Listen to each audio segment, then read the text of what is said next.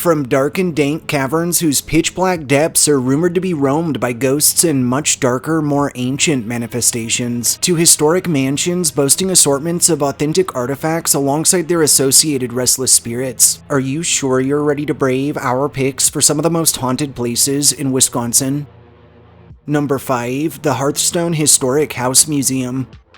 The Hearthstone Historic House Museum, which is located off of West Prospect Avenue out of Appleton, Wisconsin, is a historic abode-turned-museum and educational venue that's widely recognized for acting as the first residence in the United States powered by a centrally located hydroelectric station, which in turn utilizes the Edison system. Historically, in 1882, this prominent home was constructed under Henry James Rogers as a gift for his wife Cremora, after which the family would reside on site until 1893 when the estate was rented out to various tenants. In 1900, one A.W. Priest would acquire the property and would subsequently live there until his passing in 1930, after which, in 1931, it was promptly rented out to entrepreneur Carter Badenoch, who would transform the expanse into a restaurant called the Hearthstone Tea Room. From 1933 to 1938, and following the closure of the tea room, the site would be rented out by Frank Harriman, after which, in 1940, it was sold to one Frederick H. Hoffman, and through the 1960s and up until 1986, the Mayer family would claim ownership, during which time, in 1974, the expanse was listed on the National Register of Historic Places, and preceding which, later in 86, it would be acquired by the Friends of Hearthstone Incorporated. In 1988, the Friends would open the aged abode as a museum, which it continues to operate as to this very day.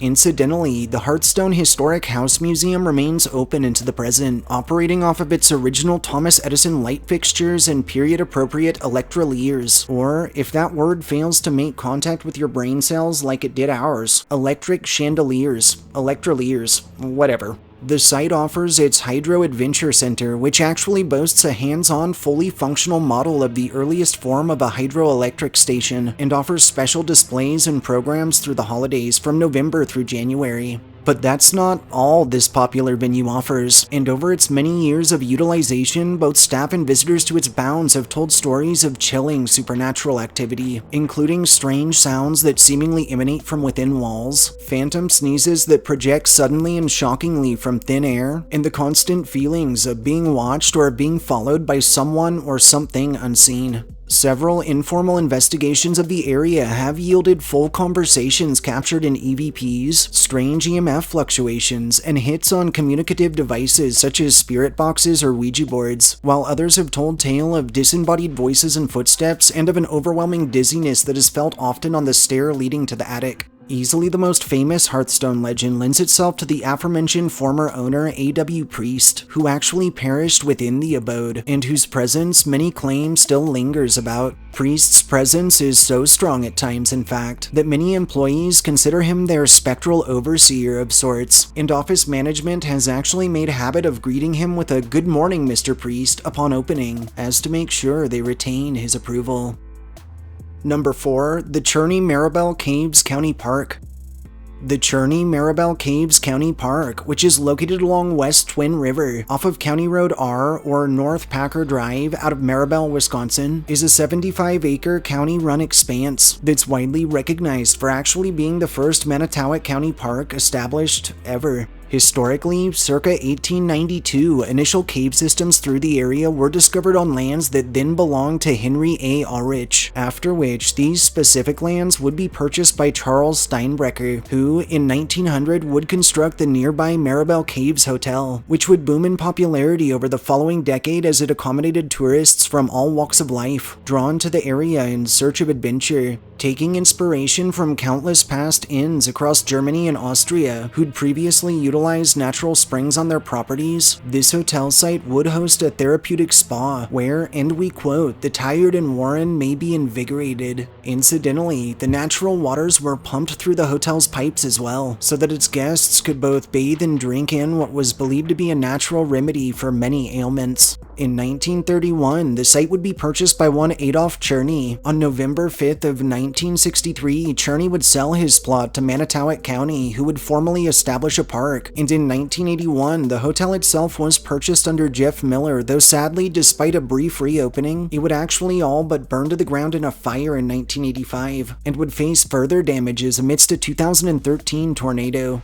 In the present, the Cherney Maribel Caves County Park remains open to the public, while the remnants of the aged lodging remain visible from both the roadway and parklands. Oh, but just to be clear with our viewers, the hotel's ruins do sit on private property, which isn't open to the general public, so any potential visits would have to be cleared with current owners. Disturbingly, over its lengthy utilization, the whole of the Caves Park and hotel have been shrouded in a range of local legends and tales of encounters with the unknown, with those braving the dements and adjacent open lands reporting ominous and inhuman moaning emanating from deep within, encounters with a ghostly little girl with bare feet and a black dress on the stairs, and run-ins with threatening, otherworldly hominid abominations. Several have been chased by aggressive spook lights, which is honestly the first time we've actually ever heard of such a thing, and a ghostly carriage drawn by glowing white horses has been observed traversing the area at unnatural speeds. Dubbed Hotel Hell, a number of long-standing local legends tell the aged lodging across the way actually harbors a portal to the netherworld, and on each new moon, that an unearthly glow can be spied emanating from the old remnants, which sometimes take on a spectral version of their former, fully constructed self. Those who have been lucky enough to be allowed on the property have told of flashing lights spied through the windows, of the unnerving sensations of cold, unseen hands felt grabbing at their persons, of encounters with a child's presence on the second floor, of instances of phantom bloodstains that appear or even pour down various walls, and of an ominous or even threatening entity that lurks in its darkest corners.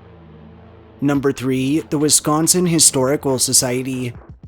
The Wisconsin Historical Society, which is located off of State Street out of Madison, Wisconsin, is both a private membership organization and a state agency widely recognized as the oldest historical society in the country to receive continuous public funding. Historically, in 1846, the State Historical Society was founded just 2 years preceding Wisconsin's statehood itself, and by 1896, the society and its vast collections had grown to a point of requiring more space, which they would find, under order of legislature, in a building designed to hold both the society and the University of Wisconsin's library on its ground floor. This new structure was to be finished in 2 stages, the first of which that concluded in 1900 and at a cost of $1 million, and the second that finished in 1914. And while we couldn't find an exact cost for this latter project, it is documented that in total, the new State Historical Society building would stand as the most expensive state-built structure up to that point in time.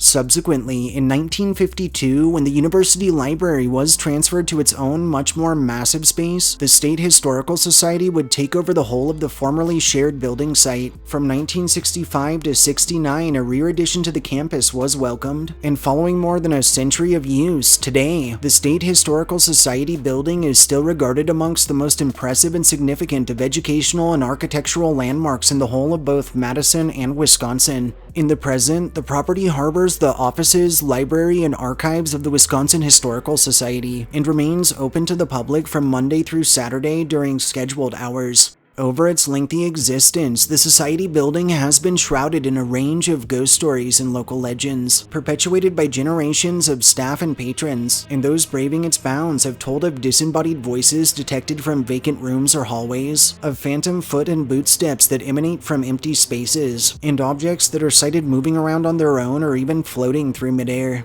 One more common society fable tells that long ago, a former employee one day fell asleep at his desk and just never woke up. His spirit, confused over his sudden and unexpected passing, has been sighted wandering about, seemingly attending tasks from life, all the while completely unaware that he's even dead. Notably, this spectral former worker has been known to startle those present at times by manifesting shockingly and spontaneously within his old office. Also reported across society grounds are extreme cold spots, instances of doors opening and closing quickly as if someone unseen is passing through them, and the constant feelings of being closely watched or of being closely followed. A final popular legend intertwining itself with history tells of a former maintenance man who fell from a third-story landing and who met his fate upon impact with the marble floors below. Many have reported citing this unfortunate spirit in various areas across WHS, still clad in his old uniform and working diligently on the beloved structure, a job that a piece of him will likely continue into eternity. Number 2. The Fairlawn Mansion and Museum. The Fairlawn Mansion and Museum, which is located off of East 2nd Street out of Superior, Wisconsin, is a historic Victorian home turned museum and educational venue that's recognized as one of America's most significant castles. Historically, through the late 19th century, construction of this 42-room mansion would transpire under lumber and mining baron and three-time mayor Martin Pattison, and would conclude in 1891, after which Martin, his wife Grace, and their children would move in. Notably, the beyond lavish estate would stand as a testament of both Pattison's success and also to his standing in relationship with the locale and community. Sadly, in 1918, Martin would pass on at the ripe old age of 77, and while Grace was a mite bit younger at 62, she and their youngest daughter Lois would remain within the family home until 1920, when they would migrate to Los Angeles, California in search of a climate more conducive to the management of Lois's rheumatoid arthritis. Before departing, Grace would perform a last act of generosity that still stands to show their family truly wasn't in it for the hoarding of wealth like so many of today's 10%ers. She would fully donate Fairlawn and its grounds to the Superior Children's Home and Refuge Society, a charitable organization she had helped found and would continue to act as a board member of for the duration of her days. The site would then serve as a children's home until 1962, though by 63, sadly, the weathered expanse would fall under risk of demolition. However, following a slew of raised concerns, the city of Superior would purchase the plot outright, after which they would open it up as a museum, which it has remained as ever since. In the present, Fairlawn Mansion and Museum remains open to the public, offering a range of events, touring options, and a massive assortment of exhibits and displays pertaining to the histories of the home, of the family, of the region, and more. Alongside all of the supernatural phenomena you'd expect from your classic haunted mansion, including phantom wafts of cigar smoke, disembodied voices picked up from empty rooms, and footsteps detected in vacant hallways, Fairlawn is also pretty widely recognized for its assortment of exceedingly lifelike full-bodied apparitions. One of the more commonly encountered presences on site is easily that of a young servant girl dressed in 1890s attire who leaves unnatural chills in her wake, that it's believed in life was murdered by either her husband or lover, and its ghost is now often mistaken for a museum guide or actor before it either walks through solid walls or fades away entirely. Several informal investigations of Fairlawn have yielded high EMF levels, chilling EVPs, and odd malfunctions in personal electronics, while others have reported strange lantern-like lights, pale ghostly faces, and shadowy figures sighted through the property's many windows after dark. When Martin and Grace Pattison moved into their beloved home, they already had 4 children, Martha, Byron, Ethel, and Alice, and following, they'd welcomed 2 sets of twins into the world, being Myrna and Virna, who were born in 1892, and Lois and Lita, who were born in 1893. Sadly, Virna and Lita would both pass in infancy.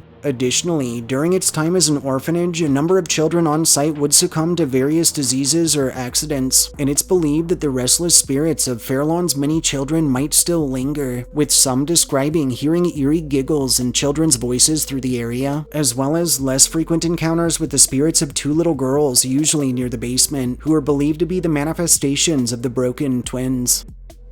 Number 1. The Rave. The Rave, or formerly the Eagles Club, which is located off of West Wisconsin Avenue out of Milwaukee, Wisconsin, is a popular and prominent club and entertainment venue whose accommodating structure is as famous for its history and hauntings as it is for its impressive assortment of featured performances, events, and the like. Historically, in 1901, the Milwaukee Eagles Airy, or Club number 137, was formed under the Fraternal Order of Eagles, which locally was comprised of actors, theater managers, and other stagehands. Notably, it was actually the first Eagles Lodge in the state, and initially, their organization would meet out of a headquarters off of 2nd Street until this early location burned to the ground in a fire, after which they would migrate to a new location off of 6th Street. Over the years, the area would grow quickly, and by 1925, it would claim the title of accommodating the second largest chapter of the Eagles in the whole of the country. In 1925, the local chapter would break ground on a new 180,000 square foot, 7-level clubhouse and entertainment complex. Its grand opening would be held on September 13th of 1927, and in 1939, this site would be first considered for use in performances, resulting in the expanse being reinvented, and in its ballroom becoming a popular new venue for big band and for the performing arts. In 1991, a local concert promoter would begin hosting concerts out of what was known as the Eagles Auditorium, after which this promoter would actually amass funds necessary to buy the site as a whole, and would refurbish the expanse as the Rave. In the present, the Rave remains open as an independent entertainment venue, boasting 6 stages and accommodating around 250 concerts a year, while offering a slew of touring options and private events. But according to local tale, that's not all this weathered old club site offers, and many claim its bounds haunted by the lingering spirits of past owners, employees, and guests who so cherish the site in lives since spent. Incidentally, staff and visitors to this day have reported a range of inexplicable happenings across its grounds, including disembodied voices detected from vacant rooms or halls, phantom footsteps that seemingly stalk lone walkers at night, and extreme cold spots felt both within temperature-controlled rooms and in adverse weather. Both the apparition of a young man and of a little girl have been observed near the empty pool, with the former believed to be the lingering spirit of 15-year-old Francis Wren, who drowned in 1927 shortly after the site's opening, while the latter's manifestation has been observed wandering adjacent hallways and also the coat check in the basement. Incidentally, shuffling footsteps and unnerving giggles have also been detected by the pool, and a sign hung there actually warns the living of the area's rampant paranormal activity, which has become so severe that a handful have actually been unable to tolerate it.